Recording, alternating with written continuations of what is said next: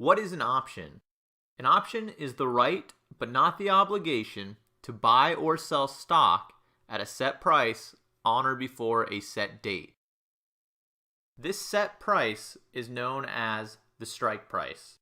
And the strike price is the stated price per share at which the underlying security may be bought or sold.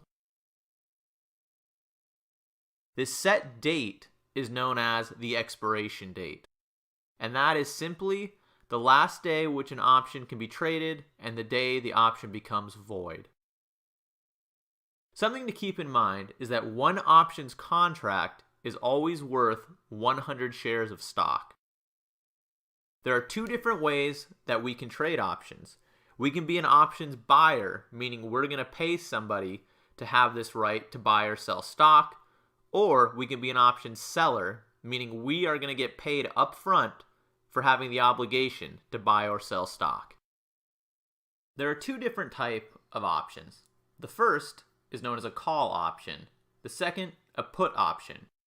When we buy a call option, we have the right to buy shares of stock. And when we buy a put option, we have the right to sell shares of stock. Let's go ahead and look at an example of a call option with a strike price of $25 that expires 30 days from now. Let's say the stock trades at $35 per share.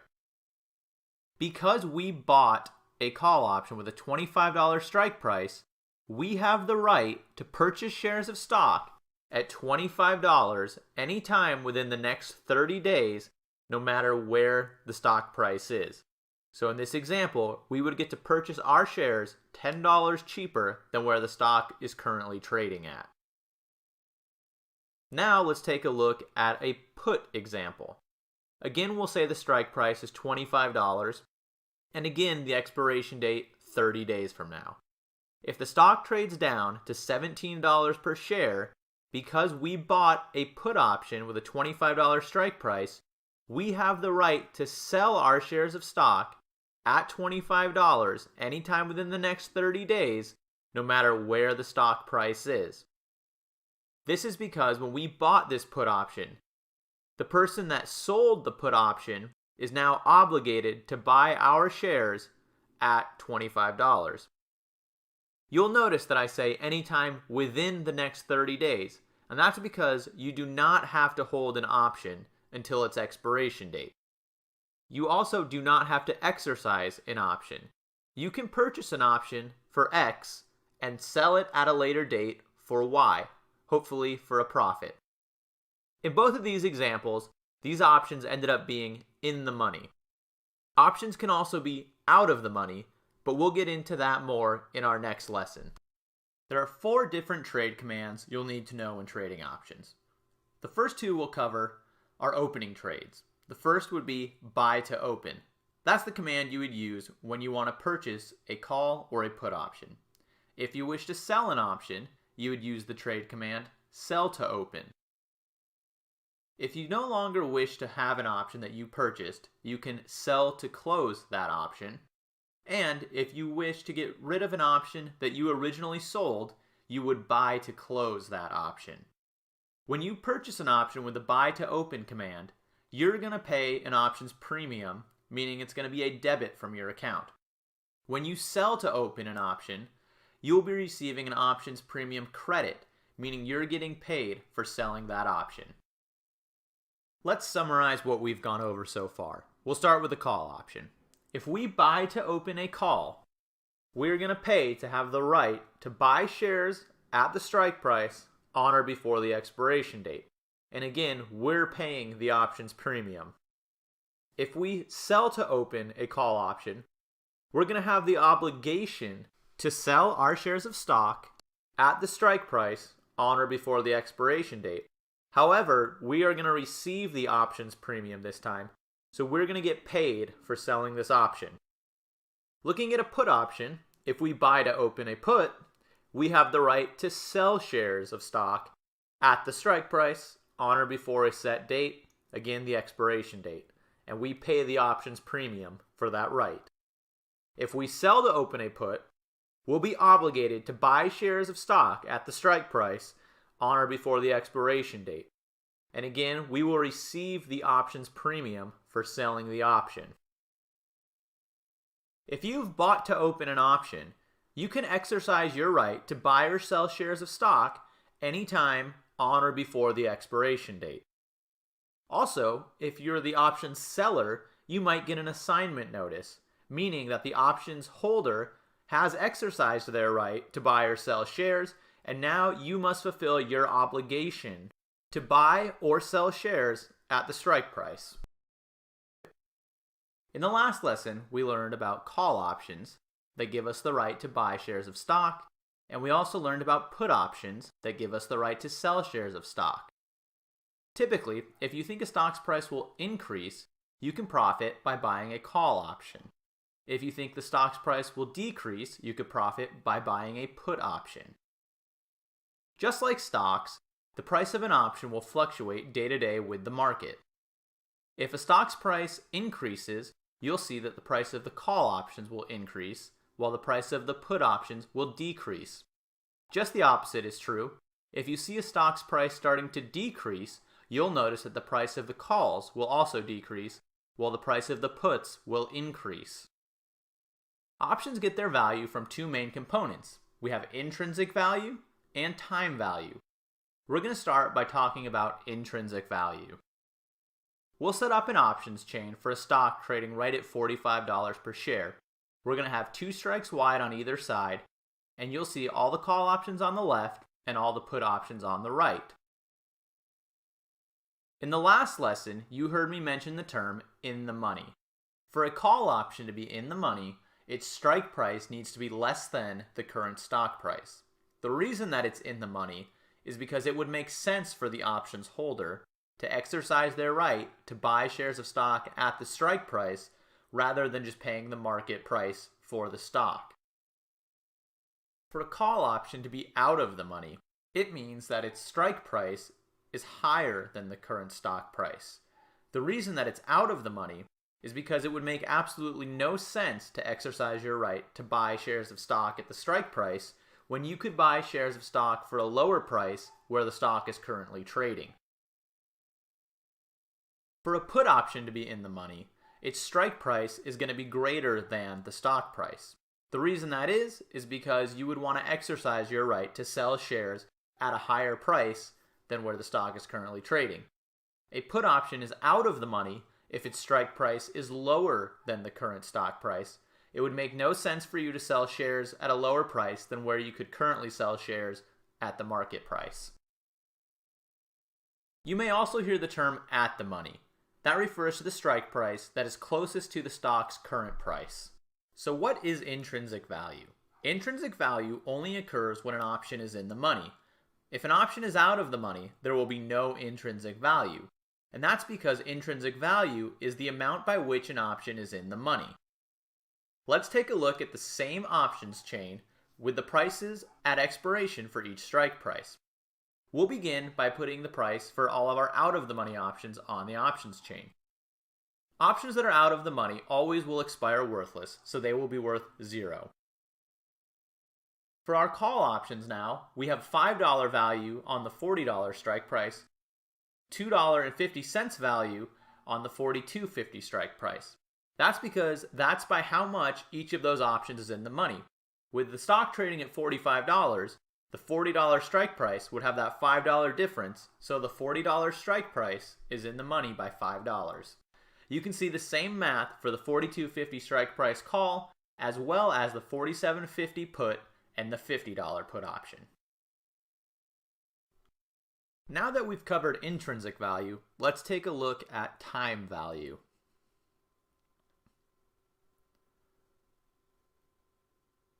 As we learned in the last lesson, all options have an expiration date. For standard options, that'll be the third Friday of every month. The farther out the expiration date is, the more value an option will have because its time value will be greater than an option with a closer expiration date. If you're trading options and your option is out of the money, the value is going to be all time value because there will be no intrinsic value. So when you trade options, time is equal to money. The farther out the expiration date is, the more money the option will be worth because time value will be greater. An option's time value will always be decaying. You can see that if we place this on a graph, as the expiration date gets closer, the time value exponentially declines. It's not a linear decline, but exponentially as we get closer to expiration. The reason that the time value declines so rapidly as we near expiration is because there's less time for the option's holder to be right about whether that stock will increase or decrease. It also means that there's less time that the option's seller will be obligated to either buy or sell shares of that stock. So an option's price is always going to be equal to its intrinsic value plus its time value.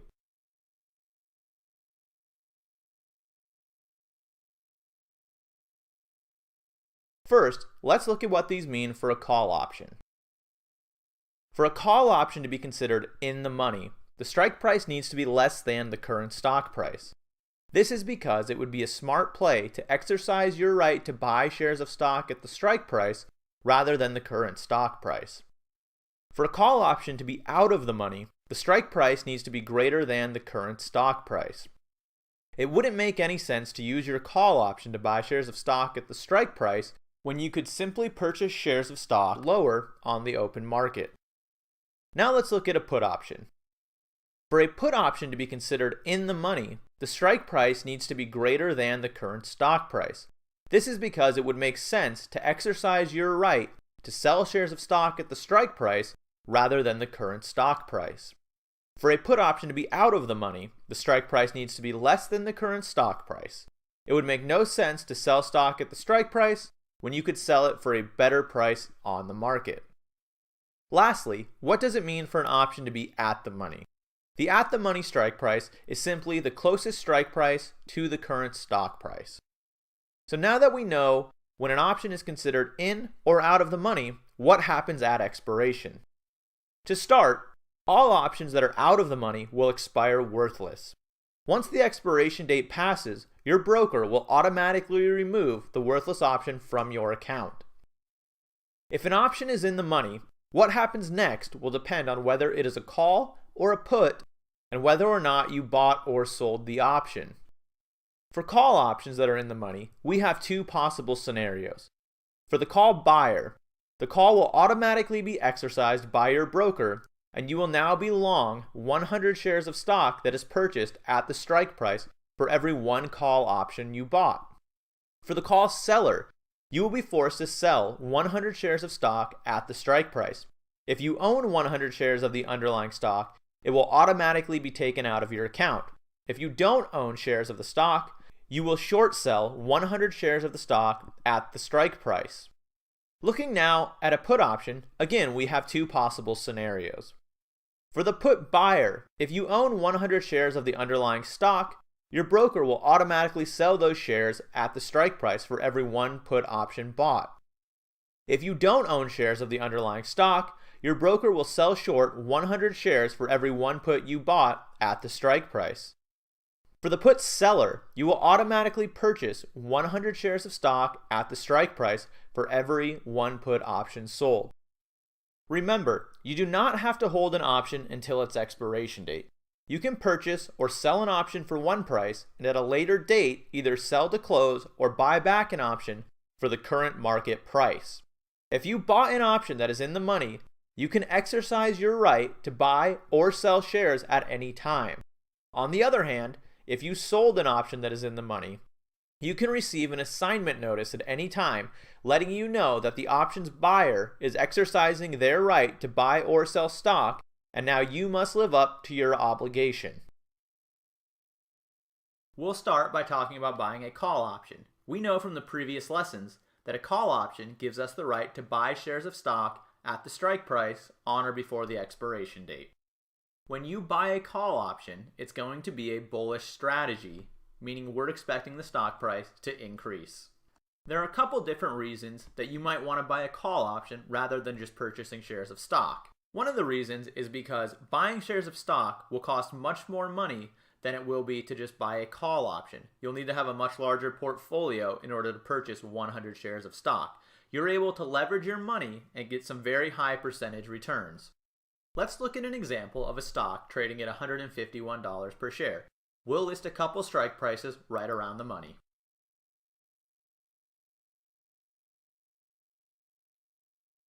Now we'll list the cost to buy each option.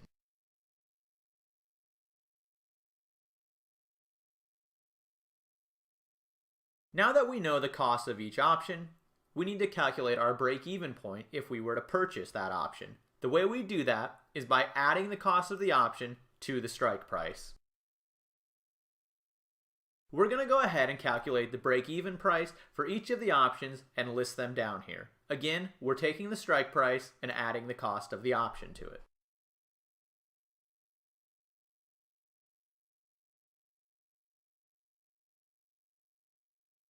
Let's say that the stock trades up to $158 per share. If we would have just purchased shares at $151, we would have made $7 or a 4.6% return on our investment. Let's take a look now at how each option will be priced at its expiration date, knowing that the stock moved up to $158 per share. We know that at expiration, the option will have all intrinsic value, which again will be by how much the option is in the money. We will list the prices for each option below. Let's take a look at the $150 strike price. We can see at expiration, it's now worth $8. If we take our $8 that it's worth now and subtract what we paid for it, you can see we made a $5.28 profit. We can divide that by our cost to get our percentage return. Doing that math, you can see that we made a 194% profit if we would have bought the $150 call option. We'll do that same math for all the other strike prices and list the percentage returns below. You can see that all of these options would have had very significant percentage gains. Let's look at the $153 strike price. Our original investment of $109 to buy the call option would be worth $500 at expiration. That's a very significant gain. Let's go ahead and take a look at the risk profile for buying a call option. The first thing we're going to need to do is list our strike price on this graph. The next thing we need to do is calculate our break-even point and put that onto the graph as well. Again, we calculate our break-even point by taking the cost of the option and adding it to the strike price. Now that those 2 points are on the graph, let's talk about our maximum loss. We suffer a maximum loss when we buy a call option when the stock price is lower than the strike price at expiration. The maximum loss is going to be equal to the price that we paid to originally buy the call option. When the stock trades somewhere between our break-even and our strike price, we're going to have some loss. The degree of that loss will depend on where the actual stock price is in between the 2 points.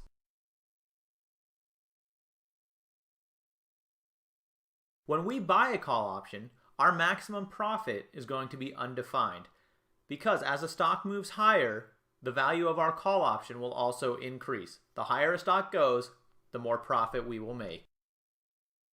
So when we buy a call option, we're going to have a defined risk and an unlimited profit potential.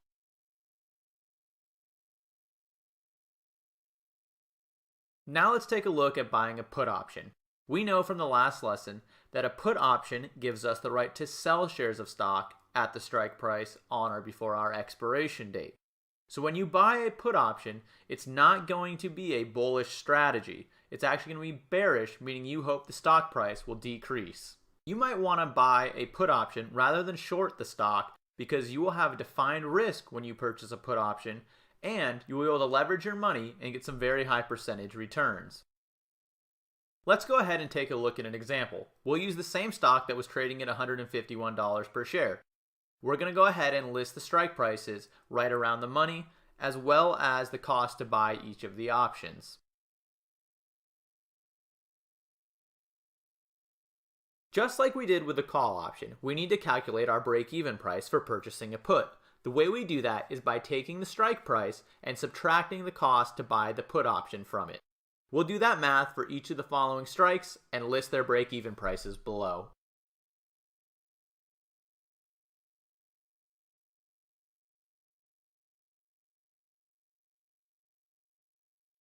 Let's say that this trade starts working in your favor and the stock trades down to $145 per share. We'll go ahead and list the prices for each option at expiration. Again, they'll only be intrinsic value because there's no time value left at expiration.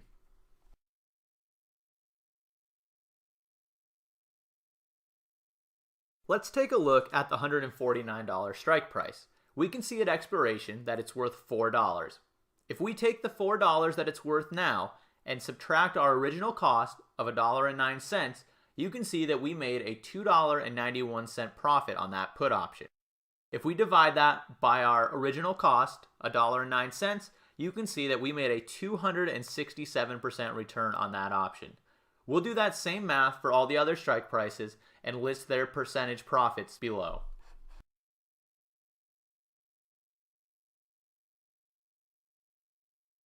Let's take a look at the risk profile when purchasing a put.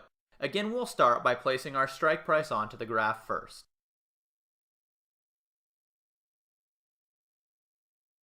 Now that the strike price is on the graph, we need to next calculate our break-even and plot that on the graph. Again, we'll calculate our break-even price for a put option by subtracting the cost of buying the option from the strike price. When we buy a put option, the most we can lose on this trade is going to be equal to the price that we paid to originally buy the put option. This is going to happen when the stock price is greater than our strike price at the expiration date. If the stock price is anywhere between our strike price and our break-even price, we're going to have some loss again, but the degree of that loss once again will depend on where the actual stock price is in between those 2 points. When we buy a put option, our maximum profit is going to be equal to the strike price down to 0. And what I mean by that is because a stock can only go to 0, that difference is our maximum profit we can make. If we buy a $20 put option and a stock goes to $0, the most we can make is that $20 difference.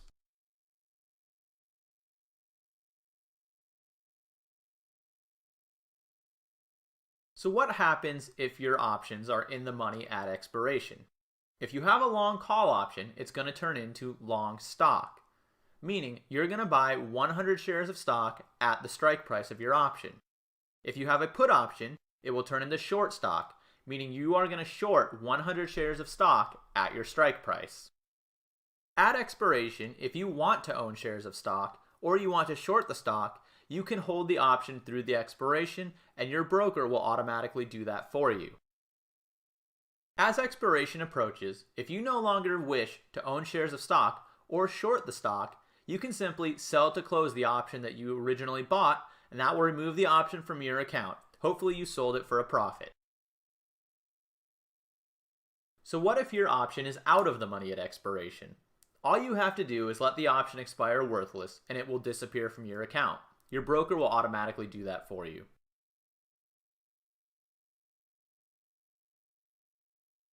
I'm sure you're excited to go out and start buying options. However, this strategy does have many flaws. We have found that selling options is a far superior strategy. In the last lesson, we learned about time decay. When we buy an option, time decay is working against us. So as soon as you purchase the option, time is working against you. You only have a certain amount of time to be right about the direction of the stock. That brings me to the second reason why selling options is far superior than buying options.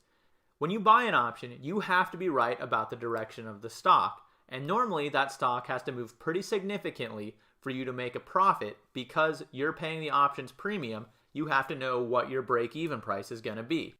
When we sell options, we can profit whether the stock moves up, down, or stays sideways. We'll learn about some of these strategies in the next lesson. So in the previous lessons, we learned about buying options, where you can pay an options premium to have the right to either buy or sell shares of stock. Today we're going to be talking about selling an option, where we are getting paid that options premium up front.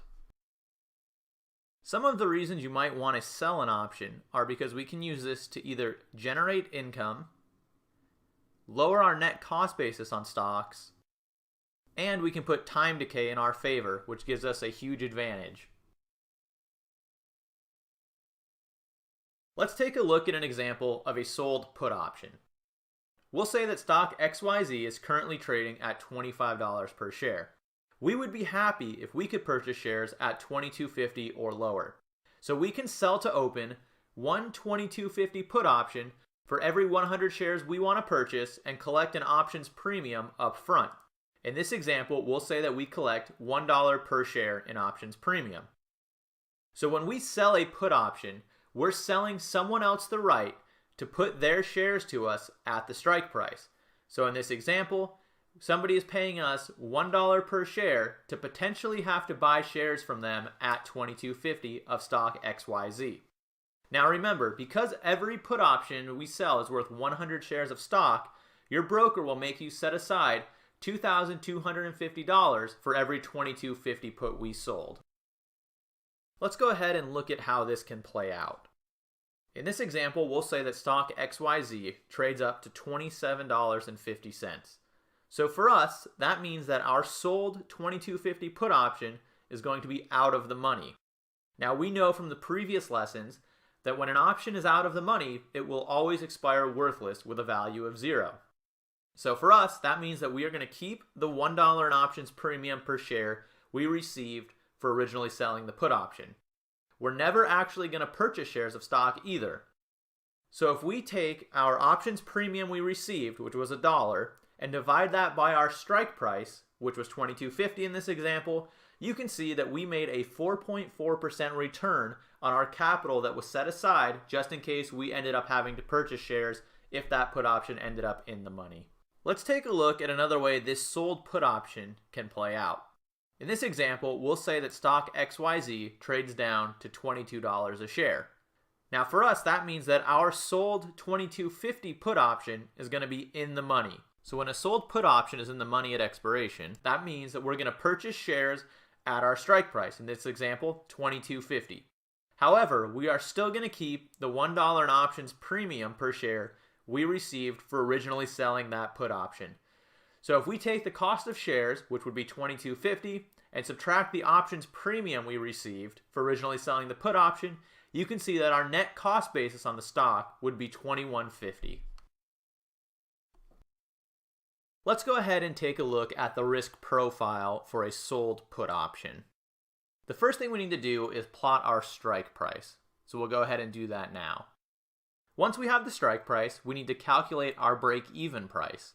The way we do that for a sold put option is by taking the strike price and subtracting the options premium we received for originally selling that put option. So if the stock trades anywhere between our break-even price and our strike price, we are going to have some gain.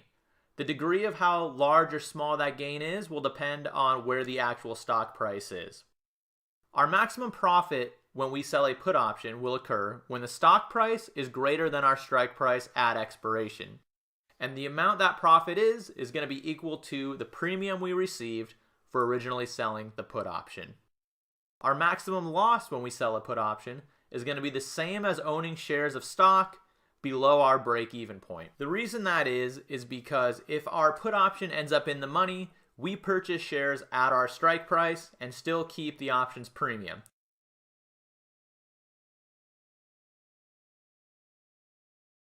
Now let's take a look at the risk profile for when we sell a naked call option. When we sell a call option, we are selling someone else the right to buy shares of stock from us at the strike price. So we'll start by plotting the strike price.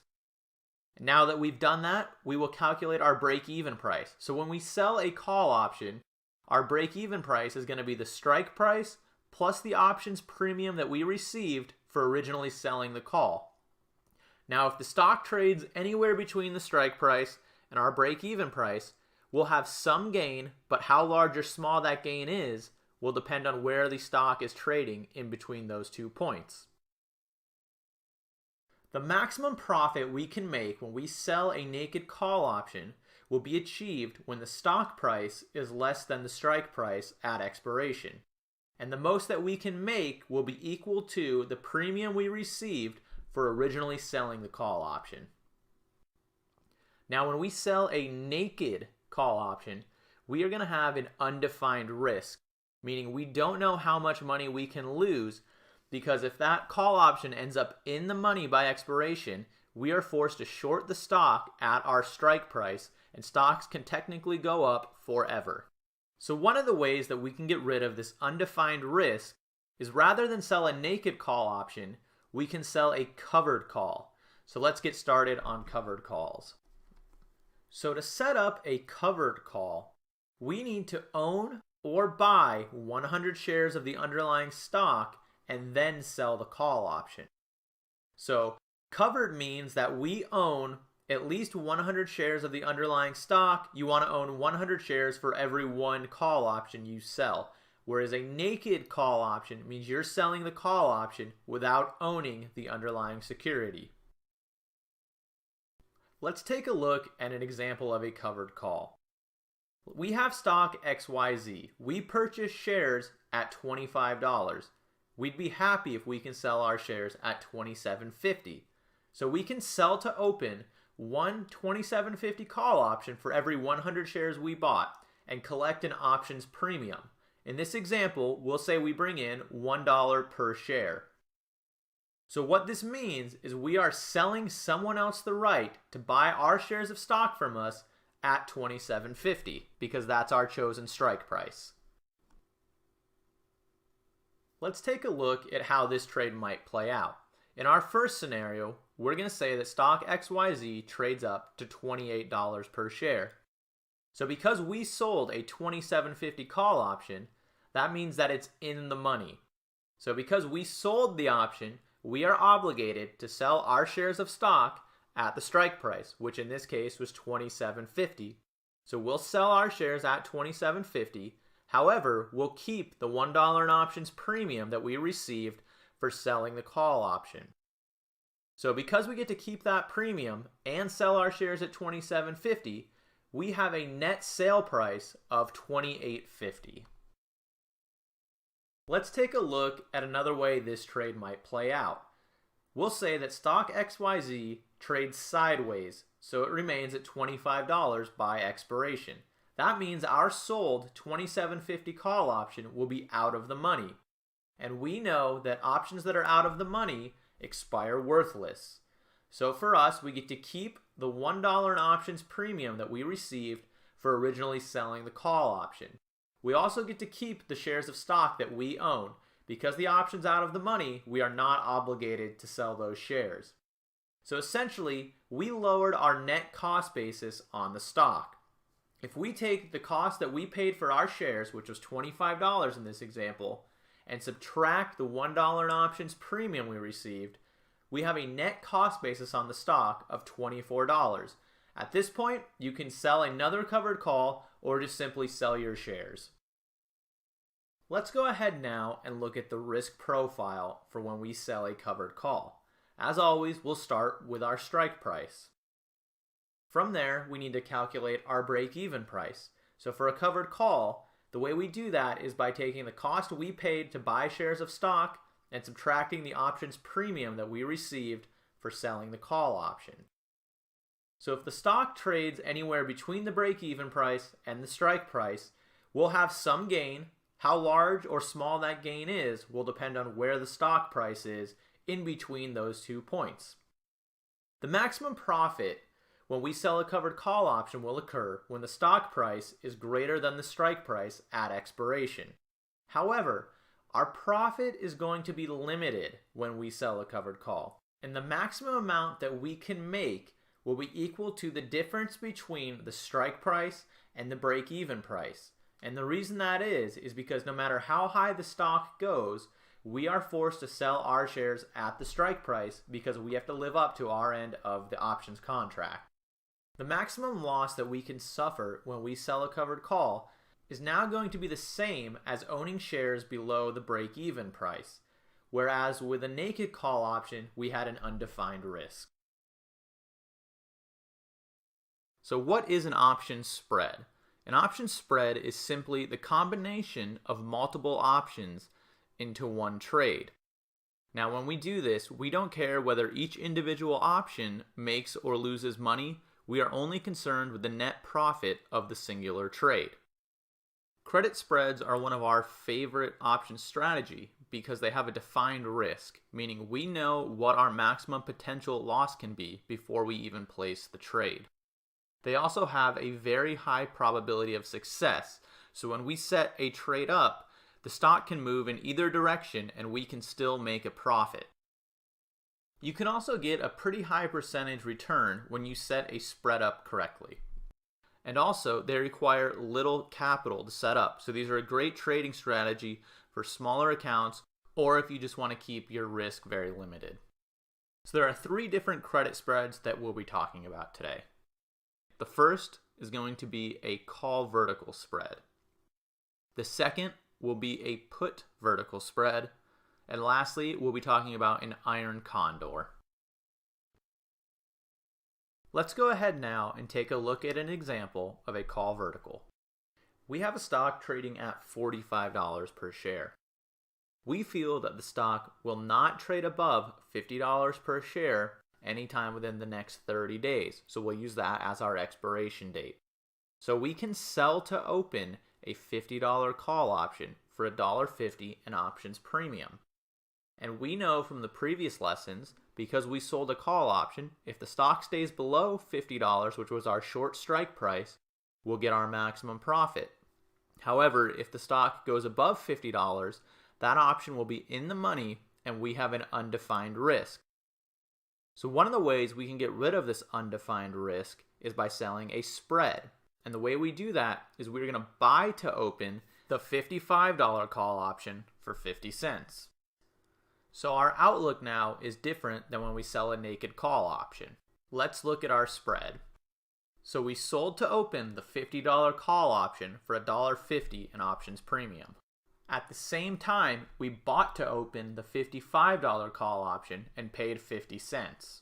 Because the credit that we brought in for selling the $50 call option is more than what we paid to buy the $55 call option, we are going to have a net credit of $1 in options premium per spread. And that's going to be our maximum profit that we can make for every spread that we sell. So if the stock stays below $50 by expiration, we'll earn our maximum profit, which in this example was $100 per spread, or $1 per share.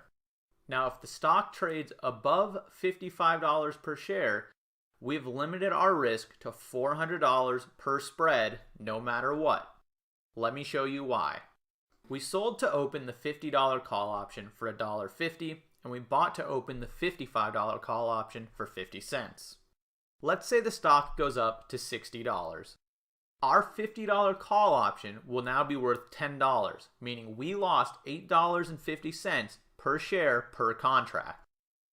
Now, our $55 call option that we bought will be worth $5, meaning we made $4.50 per share. So if you do that math, you can see we have a net loss of $4 per share. And our loss can never be greater than that. You can test that for any price per share.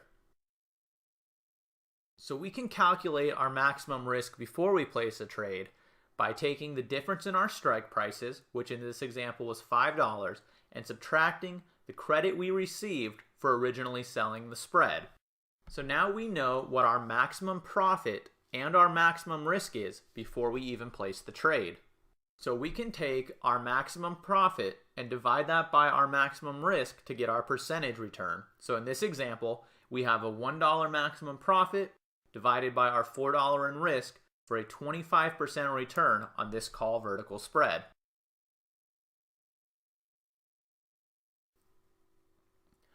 Let's go ahead now and look at the risk profile for a call vertical spread. We'll start by putting our short strike price and our long strike price onto the profile.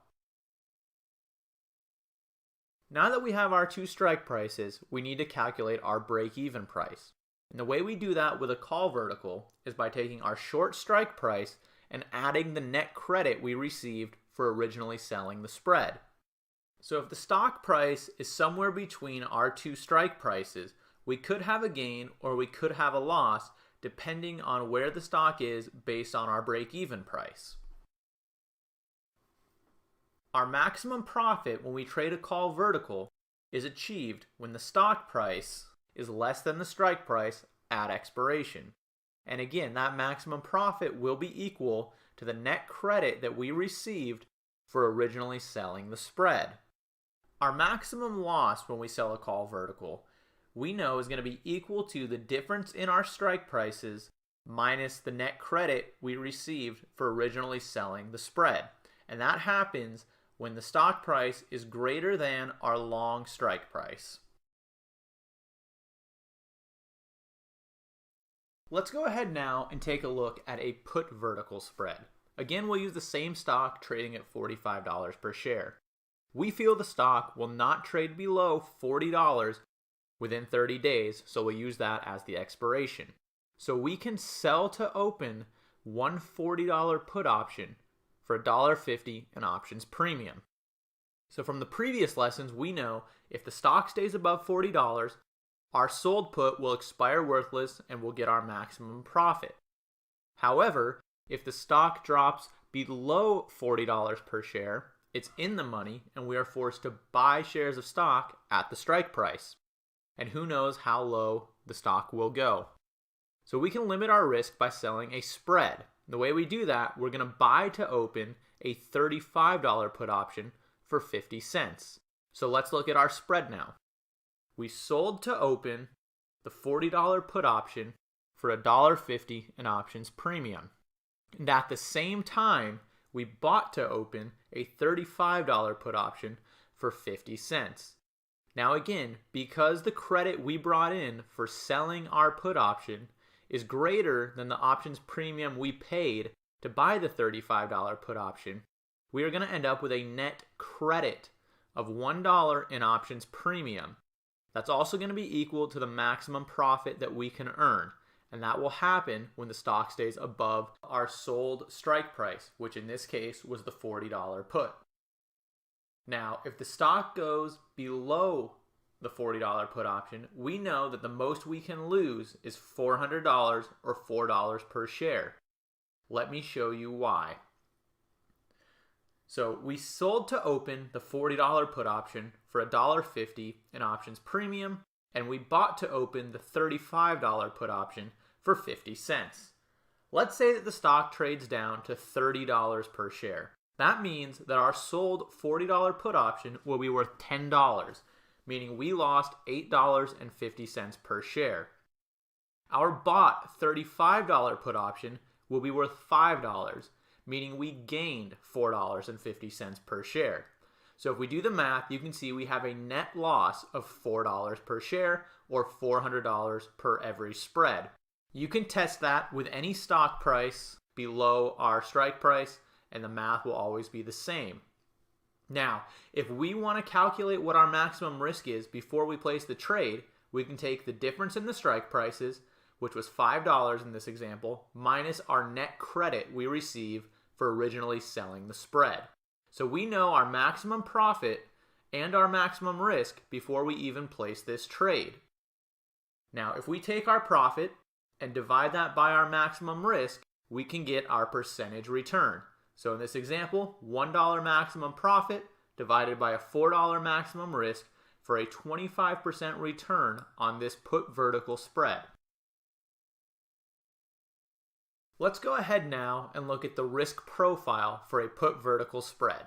We'll start by plotting our short strike and our long strike onto the profile. Now that we have both of those points down, we need to calculate our break-even price. And the way we do that with a put vertical spread is by taking the short strike price and subtracting the net credit we received for originally selling the spread. So if the stock trades anywhere between our two strike prices, we may have a loss or a gain depending on which side of the break-even price the stock is trading. The maximum gain that we can make when we trade a put vertical spread will occur when the stock price is greater than our short strike at the expiration date.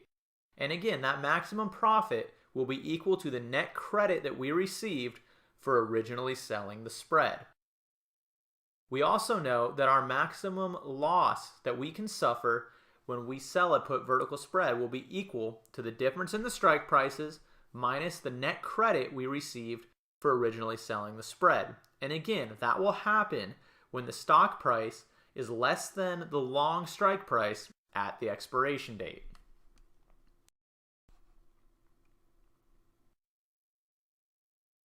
Let's go ahead now and take a look at an iron condor. Again, we'll use the same stock trading at $45 a share, and we'll use the same expiration date 30 days from now. So the first thing we are going to do is sell the same call vertical spread that we did in the earlier example.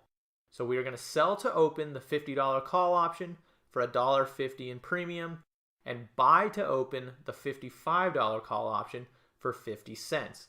And we know that this gives us a net credit of $1 in options premium.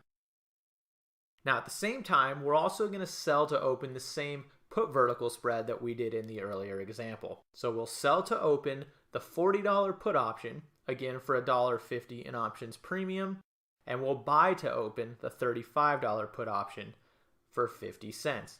Once again, giving us a net credit of $1. So let's take a look at how we set up this iron condor. The first thing we did was sell to open a 50-55 call vertical for $1 net credit in options premium. And at the same time, we sold to open a 40-35 put vertical, again for $1 in options premium. So this gives us a combined net credit of $2 in options premium.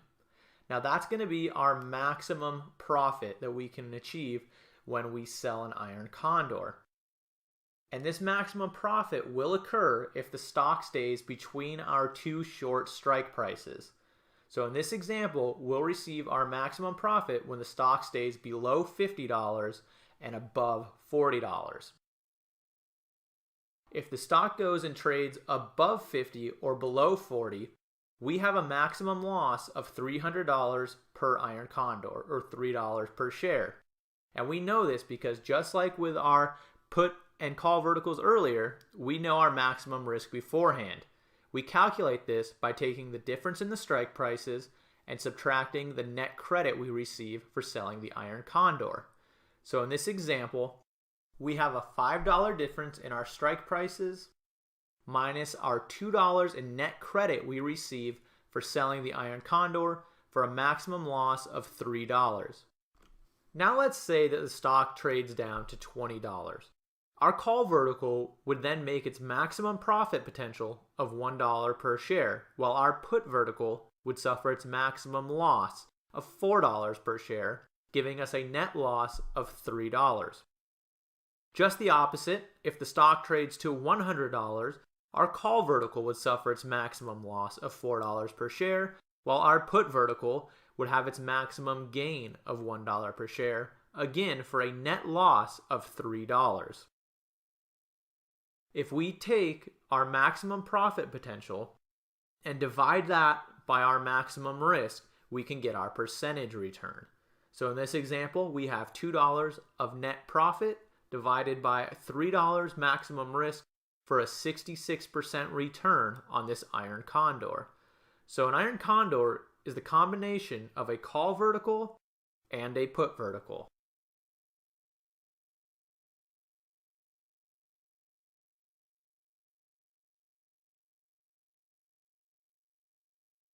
Let's go ahead now and look at the risk profile for an iron condor. We'll start by placing our short call strike and our long call strike onto the profile. Once both points are plotted, we'll do the same with our short put strike and our long put strike. Now that all four strike prices are onto the profile, we need to calculate our break-even points. With an iron condor, we have two break-even points. On the call side, we calculate that by taking the short strike plus the net credit we receive for selling the iron condor.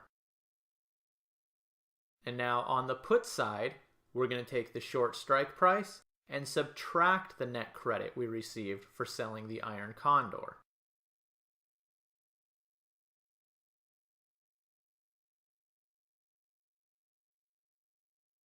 So the maximum profit that we can achieve when we sell the iron condor will occur when the stock price is less than our short call strike price, but greater than our short put strike price.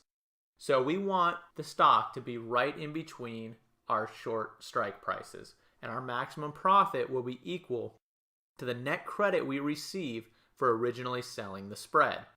Our maximum loss when we sell an iron condor will be the difference in our strike prices minus the net credit we received for originally selling the iron condor. And that occurs when the stock price is either greater than our long call option or is less than our long put option.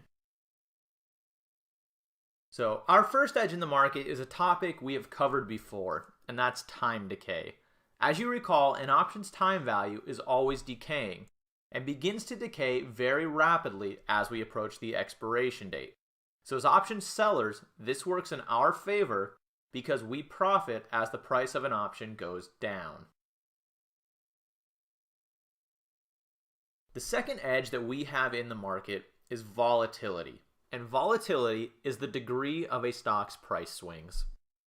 So low volatility stocks will trade in a tight range, while high volatility stocks will have crazy price swings. Options with lower volatility will be cheaper than high volatility options because with high volatility, there's a greater probability that that option will end up being in the money. Let's look at a stock that's trading at $100 a share with an implied volatility of 20%. This means that the market expects the stock to trade within 20% of its current price on either side within a year. So 20% of $100 is $20, giving us an expected price range of $80 up to $120 a share. Implied volatility almost always overstates the actual move of the stock, so we can use this to our advantage to sell options at times of high implied volatility. This allows us to profit from a drop in the implied volatility as well as time decay. And we can see how both time decay and implied volatility affect an option's price using theta and vega. So we'll start with theta. Theta is the rate of decline in the value of an option due to the passage of time, or as we refer to it as time decay. We know that that is in our favor as option sellers. So let's look at an example. Say we have an option that costs $2 with a theta of negative 0.10. Theta will always be negative because time value is always decaying. So with all things being equal, 3 days later, that option would now be worth $1.70 because we lost 10 cents a day due to time decay. Now let's look at vega, or the change in price of an option for every 1% change in implied volatility. Let's say we have an option that costs $2 again, with an implied volatility of 25% and a vega of 0.15. If implied volatility rises to 26%, that option would now be worth $2.15. Just the opposite, if implied volatility drops to 24%, that option would now be worth $1.85.